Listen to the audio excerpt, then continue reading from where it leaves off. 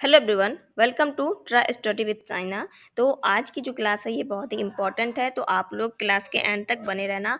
और first of all कि आपको एक कॉपी और पेन लेके बैठना है, क्योंकि जब भी हम क्लास अटेंड करते हैं ना, तो ऐसा नहीं है कि जो हम बस स्क्रीन पर क्वेश्चन देख रहे हैं सिर्फ वो क्वेश्चन होता है। तो इसमें से मैं कहूँगी कि जो भी आपको पहले से आ रहा होगा तो उसका आंसर आप ज़रूर करना, कमेंट में आप आंसर करना, जिससे मुझे पता चलेगा कि आपको आ रहा था। और अगर नहीं तो फिर ये आपके लिए नया रहेगा, तो आप उसे नोट डाउन करना। और इसके पढ़ाने के अकॉर्डिंग भी जो है ना, हमें कुछ नए जो है क्वेश्चंस मिल जाते हैं, जैसे कि एक क्वेश्चन से कई क्वेश्चन बन जाते हैं। तो मैं कहूँगी कि उन सभी को जो है आपको नोट करने के लिए ये कॉपी और पेन होना ही चाहिए, ठीक है। तो चलिए हम शुरू कर लेते हैं अपनी क्लास। आज का जो हमारा फर्स्ट क्वेश्चन है ये है, खानवा का युद्ध किसके बीच हुआ था। मतलब यहाँ पे ये डॉट जो है ना, तो खानवा का युद्ध किसके बीच हुआ था। तो ये डॉट है, तो और राणा सांगे के बीच लड़ा गया था। तो वो कौन था जिसके बीच खानवा का युद्ध हुआ था।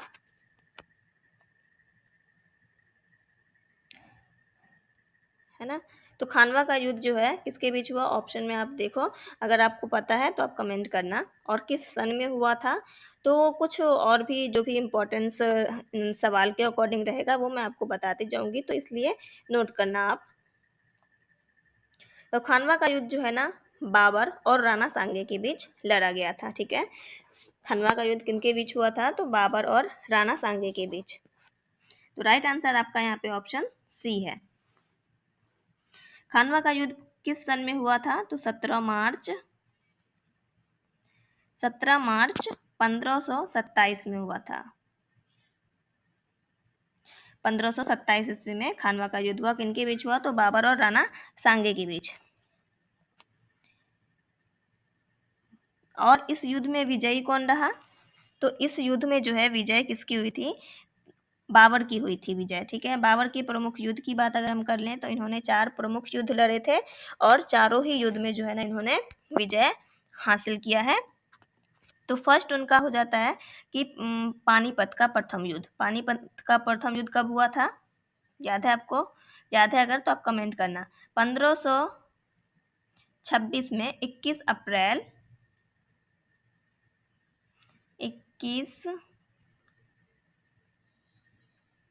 अप्रैल 1526 में पानीपत का प्रथम युद्ध हुआ था, ठीक है। किसके बीच हुआ था, तो ये बाबर और इब्राहिम लोदी के बीच हुआ था, ठीक है। तो पानीपत का प्रथम युद्ध किनके बीच हुआ था, ये आपको याद रखना है। कब हुआ था ये आपको याद रखना है। और इसमें जो है विजय किसकी हुई थी ये आपको याद रखना है। तो पानीपत का प्रथम युद्ध कब हुआ था, तो 21 अप्रैल 1526 को हुआ। किनके बीच हुआ, तो बाबर और इब्राहिम लोदी के बीच हुआ। और इसमें विजय जो है बाबर इसमें विजय प्राप्त किए, ठीक है। इनके प्रमुख युद्ध की बात हम कर रहे हैं, तो एक तो ये हो गया पानीपत का प्रथम युद्ध। उसके बाद हो गया खानवा का युद्ध, जैसा कि अभी आपने पढ़ा। ये कब हुआ, 17 मार्च 1527 ईस्वी में खानवा का युद्ध हुआ। और इसमें राणा सांगे के बीच लड़ा गया था, बाबर और राणा सांगे के बीच हुआ था ये युद्ध। तीसरा युद्ध हुआ था इनका चंदेरी का युद्ध, ठीक है। चंदेरी का युद्ध कब हुआ था, ये भी आप याद रखो। 29 जनवरी 1528 में जो है ना चंदेरी का युद्ध हुआ था। किनके बीच हुआ था, तो बाबर और मेदिनी रॉय के बीच हुआ था। बाबर और मेदिनी रॉय के बीच हुआ था, नोट डाउन करते जाना आप, इम्पोर्टेंट है ये। चौथा युद्ध जो हुआ था, जो इम्पोर्टेंट है, इनके 4 युद्धों में से एक युद्ध है घाघरा का युद्ध।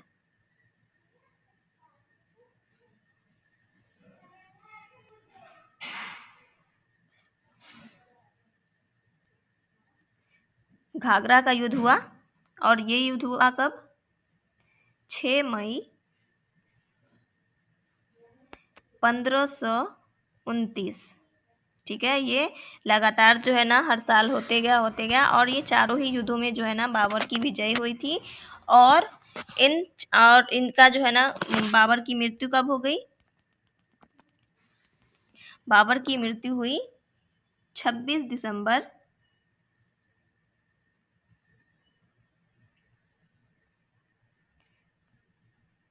26 दिसंबर 1530 में। ये भी इम्पोर्टेंट है, आपको याद रखना है कि इन्होंने 4 प्रमुख युद्ध इन्होंने लड़ा, जो वो उन चारों में इनकी विजय हुई बाबर की, और इनकी मृत्यु हो गई 26 दिसंबर 1530 को। नेक्स्ट क्वेश्चन,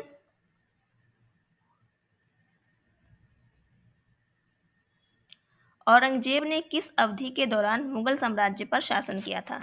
तो औरंगजेब ने जो है किस अवधि में, उनका जो है ड्यूरेशन क्या था, और उनका जो समय सीमा था वो कौन सा था, किस अवधि में उन्होंने जो है अपना मुगल साम्राज्य पर शासन किया है? तो उनका शासनकाल कौन सा है? राइट आंसर हो जाएगा यहाँ पे आपका ऑप्शन सी, 1658 से 1707 ईस्वी तक। ठीक है, तो औरंगजेब का शासनकाल आपको याद रखना है कि कौन सा है, 1658 से 1707 ईस्वी तक। अब मुगल साम्राज्य की बात हो रही है तो इनके बारे में भी और मैं बता दूं आपको कि औरंगजेब जो है ना, ये कितनी बार अपना राज्याभिषेक करवाया था? तो इन्होंने अपना राज्याभिषेक जो है 2 बार करवाया था। 1658 में जो है इन्होंने आगरा में करवाया, और 1659 में जो है इन्होंने दिल्ली में करवाया। ठीक है, तो इन्होंने अपना राज्याभिषेक 2 बार करवाया।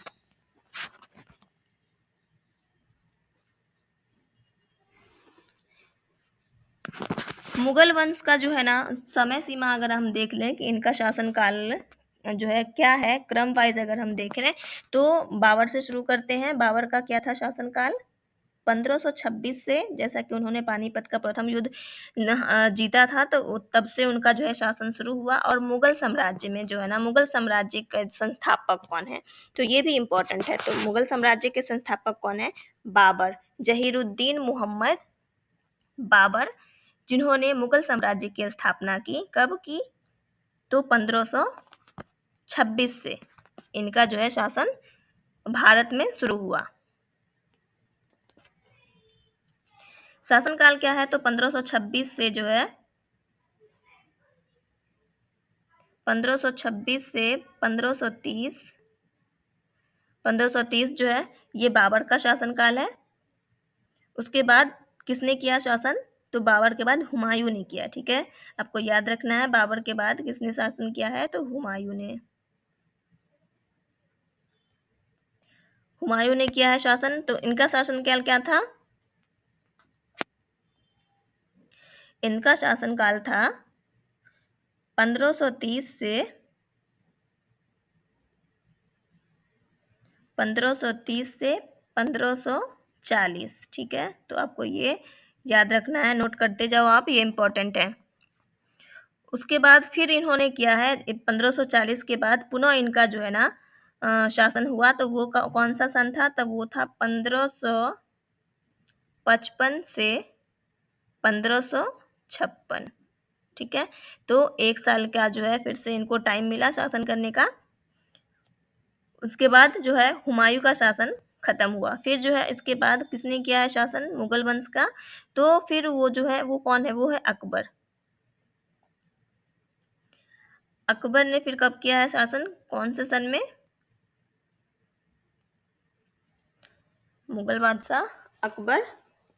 तो 1556 से 1556 से 1605 ईस्वी तक, 1605 ईस्वी तक जो है ना अकबर का शासनकाल रहा। अकबर के बाद किसने किया है? अकबर के बाद जहांगीर ने।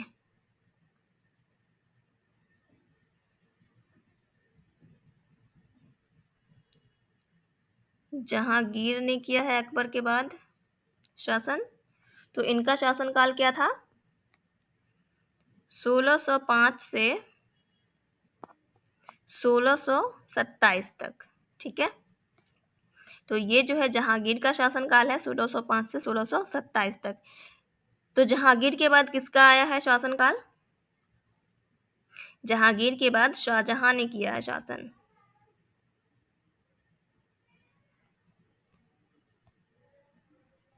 जहांगीर के बाद शाहजहां ने किया है।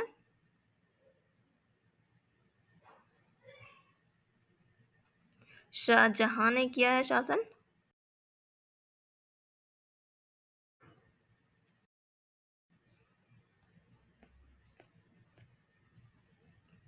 ठीक है, जहांगीर के बाद किसका शासनकाल है? शाहजहां का। शाहजहां का क्या है? शासनकाल इनका क्या है? 1628 से 1658 तक। ठीक है, ये है शाहजहां का शासनकाल। शाहजहां के बाद औरंगजेब ने किया है। ठीक है, तो ये आपको क्रम वाइज लिखते जाना है।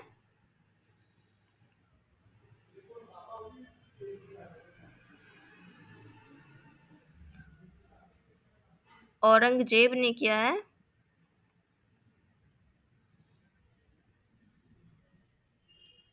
औरंगजेब ने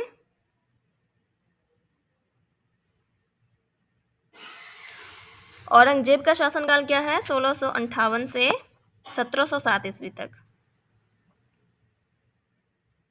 1658 से 1707 ईस्वी तक। ठीक है, तो मुझे उम्मीद है कि आपने नोट किया होगा, ये इंपॉर्टेंट था, तो आप इसको नोट जरूर कर लेना। नेक्स्ट क्वेश्चन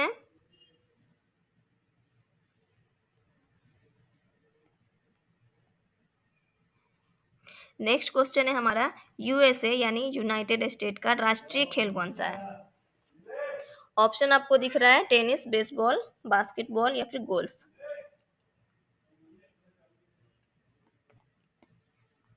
राइट आंसर यहाँ पे आपका हो जाएगा ऑप्शन बी। ठीक है, ऑप्शन बी आपका यहाँ पे राइट आंसर है, बेसबॉल। बेसबॉल जो है ये यूएसए का राष्ट्रीय खेल है। बेसबॉल को सबसे पहले कब खेला गया था?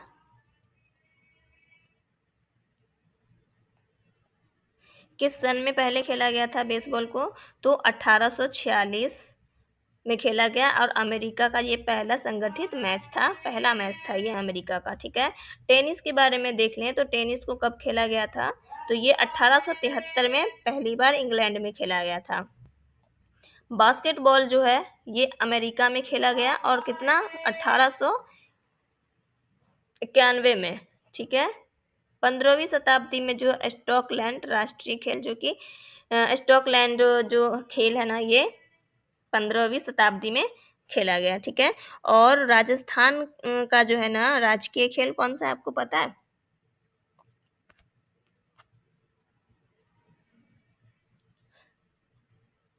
बास्केटबॉल जो है ना राजस्थान का राजकीय खेल है, जो हम राज्य स्तर पर खेलते हैं ना, तो ये वहाँ का राजकीय खेल है, ये आपको याद रखना है।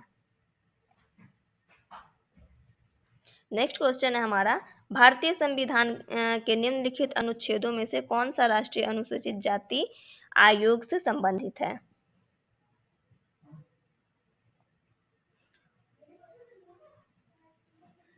तो राइट आंसर यहाँ पे आपका हो जाएगा ऑप्शन डी। ऑप्शन डी यहाँ पे आपका राइट आंसर है, अनुच्छेद 338, ये आपका राइट आंसर है।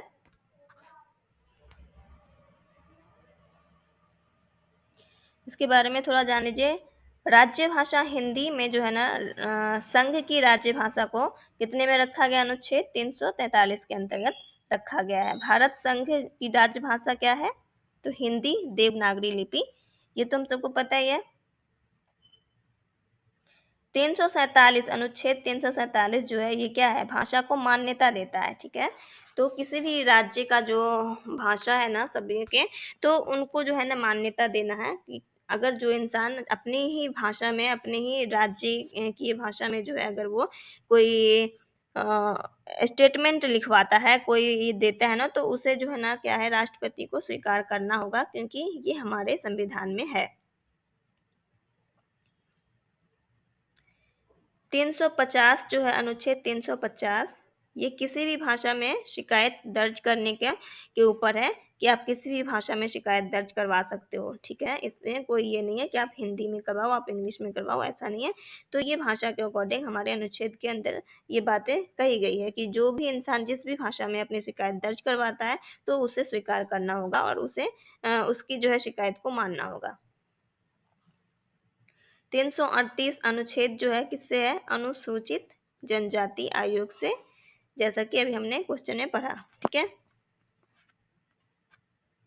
नेक्स्ट क्वेश्चन है, भारत की आकस्मिकता निधि का संरक्षण कौन होता है? तो यहाँ पे आपका राइट आंसर हो जाएगा ऑप्शन बी, राष्ट्रपति। राष्ट्रपति होता है भारत में आकस्मिकता निधि का संरक्षक। अनुच्छेद 267 जो है ना, मुझे याद आ रहा है तो मैं सोची बता दूं। अनुच्छेद 267 के अनुसार सांसद को आकस्मिकता निधि स्थापित करने की शक्ति का प्रावधान किया गया है। ठीक है, तो आपको ये याद रखना। अनुच्छेद कितना? अनुच्छेद 267।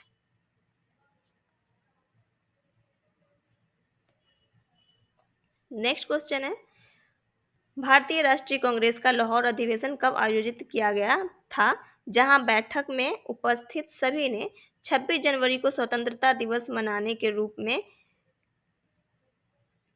के रूप में मनाने का संकल्प लिया था। ठीक है, पहले जो जैसे कि अभी हम 15 अगस्त को स्वतंत्रता दिवस मनाते हैं ना, तो आज़ादी से पहले क्या हुआ था, एक संगठन हुआ था, एक बैठक हुई थी। उसमें क्या हुआ था, लोगों का विचार आपस में हुआ था कि 26 जनवरी को स्वतंत्रता दिवस के रूप में मनाने का संकल्प लिया गया था।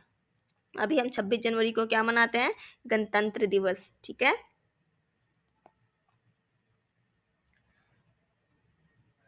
तो ऑप्शन है, आप इसमें से बताओ कि वो कौन सा है जब वो ये डिसीजन हुआ था, जब ये फैसला हुआ था। तो राइट आंसर यहाँ पे आपका क्या हो जाएगा? राइट आंसर यहाँ पे आपका होगा ऑप्शन बी, 31 दिसंबर 1929 में।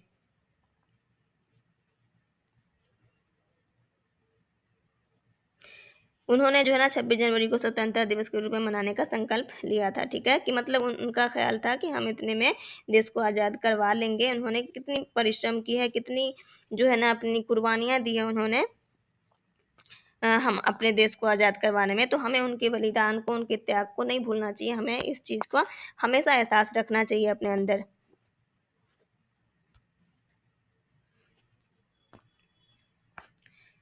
नेक्स्ट क्वेश्चन है,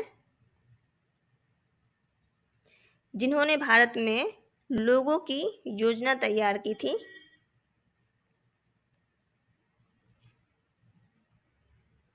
वो कौन थे इनमें से? ठीक है, तो राइट आंसर यहाँ पे क्या हो जाएगा आपका? ऑप्शन है M.N. रॉय।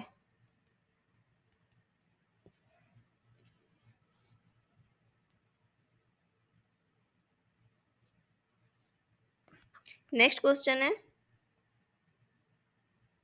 संयुक्त राष्ट्र द्वारा पर्यावरण एवं विकास में रियो घोषणा को मंजूरी किस वर्ष दी गई थी?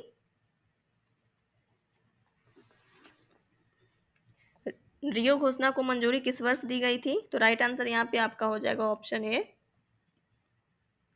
ऑप्शन ए हो जाएगा आपका राइट आंसर, 1992 में दिया गया था। नेक्स्ट क्वेश्चन है, यूएन पर्यावरणीय गतिविधियों का समन्वय करने वाला अंतरराष्ट्रीय संगठन कौन सा है? तो कौन सा है अंतरराष्ट्रीय संगठन? ये ऑप्शन देखो आप। राइट आंसर यहाँ पे हो जाएगा आपका ऑप्शन डी, संयुक्त राष्ट्र पर्यावरण कार्यक्रम। ठीक है, ये है आपका राइट आंसर। भारत के पूर्वी तट में ज्यादातर किस प्रकार की मिट्टी पाई जाती है? भारत के जो पूर्वी तट है वहां ज्यादातर किस प्रकार की मिट्टी पाई जाती है? राइट आंसर यहाँ पे आपका हो जाएगा ऑप्शन बी, जलोढ़ मिट्टी। तो एरिया एरिया का हिसाब है कि कहाँ, मतलब हर जगह एक ही तरह की मिट्टी नहीं पाई जाती, अलग अलग तरीके की मिट्टी पाई जाती है। कहीं लाल मिट्टी पाई जाती है, कहीं जलोढ़ मिट्टी पाई जाती है, कहीं काली मिट्टी पाई जाती है और कहीं लेटराइट मिट्टी पाई जाती है। तो भारत के पूर्वी तट में कौन सी मिट्टी पाई जाती है? तो ये आपको कंफर्म याद रखना है कि जलोढ़ मिट्टी पाई जाती है। ठीक है, राइट आंसर आपका है ऑप्शन बी। जलोढ़ मिट्टी जो है ना, ये बहुत ही उपयोगी मिट्टी होती है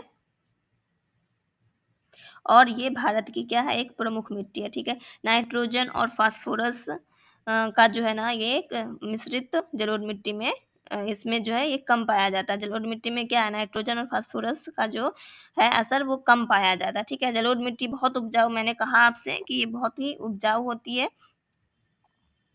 जलोढ़ मिट्टी भी जो है ना एक से अधिक प्रकार, यानी कि ये 2 प्रकार की होती है। जलोढ़ मिट्टी कितने प्रकार की है, तो 2 प्रकार की होती है जलोढ़ मिट्टी, एक भंगार और एक खादर। ठीक है, तो भंगार और खादर में क्या फर्क है। जो नई जलोढ़ मिट्टी बनती है ना, ठीक है, जो नई जलोढ़ मिट्टी होती है उसे खादर मिट्टी कहते हैं। ठीक है, और भंगार यानी कि पुरानी जलोढ़ मिट्टी को क्या कहते हैं, भंगार कहा जाता है।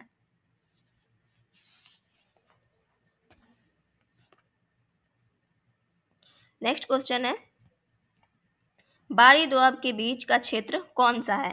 बारी दोआब के बीच का जो क्षेत्र है वो कौन सा है। राइट आंसर है आपका ऑप्शन बी। ठीक है, ऑप्शन बी राइट आंसर है आपका। बारी दोआब का जो है व्यास और रावी के बीच का क्षेत्रफल को हम बारी दोआब कहते हैं। दो नदियों के बीच का जो उपजाऊ भूमि जो होता है ना, उसी को दोआब कहा जाता है। जो दो नदियों के बीच वाली जो जगह होती है, तो उसके बीच की जो जगह है ना वो क्या होता है, उपजाऊ ज्यादा होता है। ठीक है, तो उसी को बारी दोआब कहा जाता है। आब का मतलब पता है आपको क्या होता है, आब, आब का मतलब होता है पानी।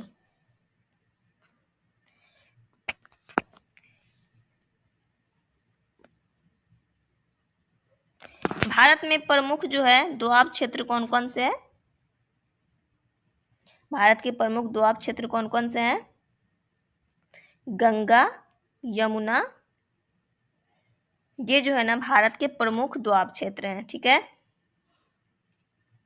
दोआब क्षेत्र की मिट्टी कैसी होती है, ये आपको याद रखना है। दोआब क्षेत्र की मिट्टी जलोढ़ मिट्टी होती है।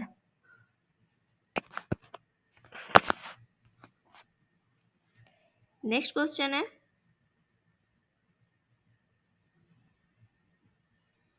कोलकाता बंदरगाह किस नदी पर स्थित है।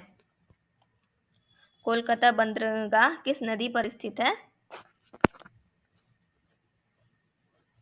राइट आंसर यहाँ पे हो जाएगा आपका ऑप्शन ए। ऑप्शन ए हो जाएगा आपका राइट आंसर, हुगली नदी पर। कोलकाता बंदरगाह जो है ये किस नदी पर स्थित है, हुगली नदी पर।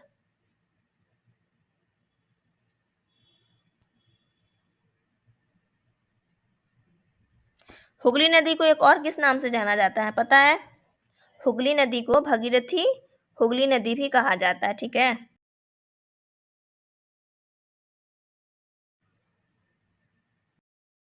तो ये आपको याद रखना है कि हुगली नदी को हम और किस नाम से जानते हैं, भगीरथी। नेक्स्ट क्वेश्चन है, इनमें से कौन सा भारतीय राज्य शीर्ष 5 वन आच्छादित प्रदेशों में शामिल नहीं है।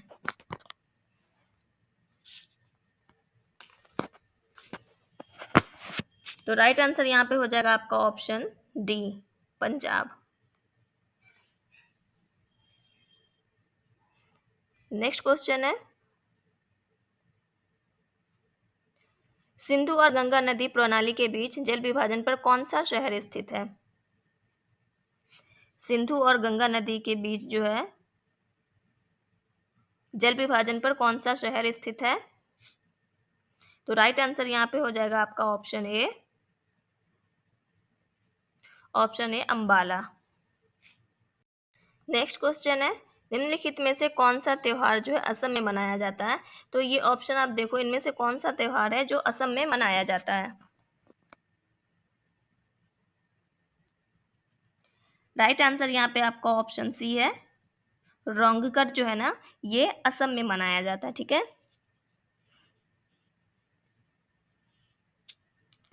नेक्स्ट क्वेश्चन है,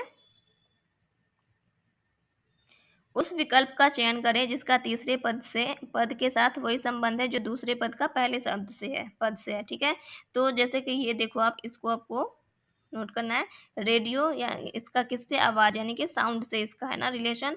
तो टेलीविजन का किससे है, ये आपको यहाँ पे मैच करना है। तो जैसे हम रेडियो पर क्या करते हैं, वॉइस सुनते हैं, आवाज़ हम सुनते हैं ना, तो टेलीविज़न पे हम क्या करते हैं, चित्र देखते हैं ना। तो राइट आंसर हो जाएगा आपका ऑप्शन डी। करेक्ट है आपका ऑप्शन डी। नेक्स्ट क्वेश्चन, उस विकल्प का चयन करें जो बाकियों से अलग है। ठीक है, तो यहाँ पर क्या करना है आपको, बाकी शब्द से जो अलग दिख रहा है उसे उसका आपको चयन करना है।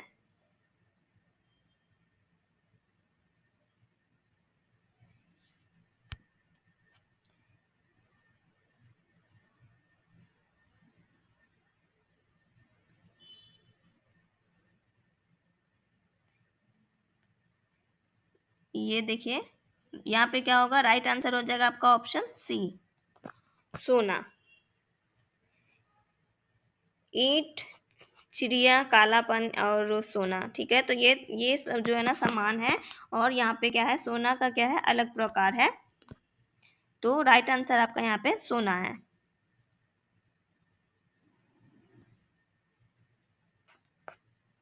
नेक्स्ट क्वेश्चन है,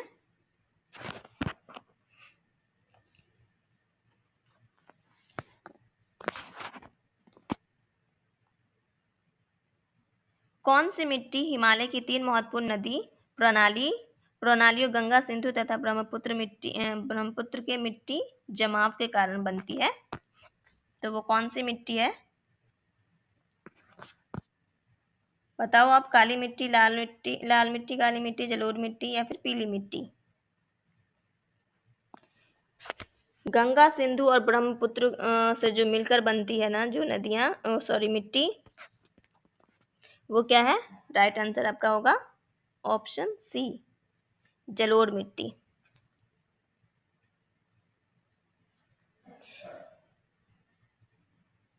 भारत में ना जलोढ़ मिट्टी जो है, ये क्या है, ज्यादातर जलोढ़ मिट्टी पाई जाती है भारत में।